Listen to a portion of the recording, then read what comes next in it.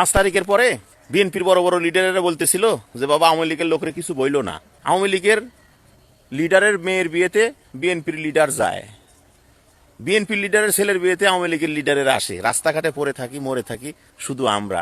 আমাদের রক্তের উপরে দাঁড়িয়ে রক্ত পানির দামে বিক্রি করে তুমি বাবা লিডার হবে, তুমি বাবা বড় হেডাম হবে, ওই দিন কিন্তু গুজার গায়া। আওয়ামী লীগের কিচ্ছু বলবো না, খোদার কসম রোজা থেকে বলতে কিচ্ছু বলবো না।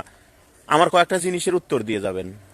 এই 17 বছরে যতগুলো মামলা খাইছি, যে কয়দিন জেল খাটছি মিথ্যে মামলায়, সেই জেলগুলো সেই দিনগুলো আমারে ফিরায় দিবেন। মাথায় এই যে 37টি শিলে আছে, আমার মাথাটা আগেকার মতো করে দিবেন। এখনো যে মামলার হাজিরে দিই, আর যতগুলো মামলার হাজিরে দিছি, যতবার হাজিরে দিছি, হাজিরে দেওয়ার টাকাগুলো দিয়ে যাবেন।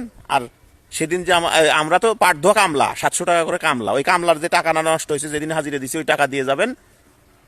আর নারায়ণগঞ্জের ডিবি মফিজুল যে আমারে সিলেট জাফলং থেকে ধরে নিয়ে এসে নারায়ণগঞ্জে মামলা লাগাইছে, সিলেট থেকে ধরে এসে নারায়ণগঞ্জে মামলা লাগাইছে, অস্ত্র মামলা। এই মামলার জামিন করতে 1.5 লাখ টাকা গেছে, আর ওর নিচে 2 লাখ। এই টাকাগুলো দিবেন, আর 17 মাস যে জেল খাটছি বিনা অপরাধে, এই দিনগুলো ফিরিয়ে দিবেন। তবেই আপনার মতো লিডারের সম্মান শ্রদ্ধা করব, কাউরে কিচ্ছু বলবো না। আর যদি এগুলো ফিরে না দিতে পারেন, আপনার মতো নেতা গুনার টাইম নাই।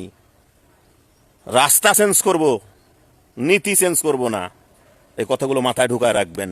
বিএনপির হাজার হাজার নেতাকর্মীদের রক্ত ঘামকে বিক্রি করে দিয়ে আজকে বিএনপির কিছু সুবিধাভোগী এমপি মন্ত্রীরা এই আওয়ামী লীগকে পুনর্বাসন বা আওয়ামী লীগের অফিসগুলো খুলে দেওয়ার মাধ্যমে কিছুটা রাজনীতি করার সুযোগ করে দিচ্ছে। আর এগুলো দেখে বিএনপির হাজার হাজার নেতাকর্মীদের হৃদয়ে রক্তকরণ হচ্ছে। কিন্তু এর করুণ পরিণতি এই বিএনপি সরকার এবং বিএনপি দলটাকে ভোগ করতে হবে।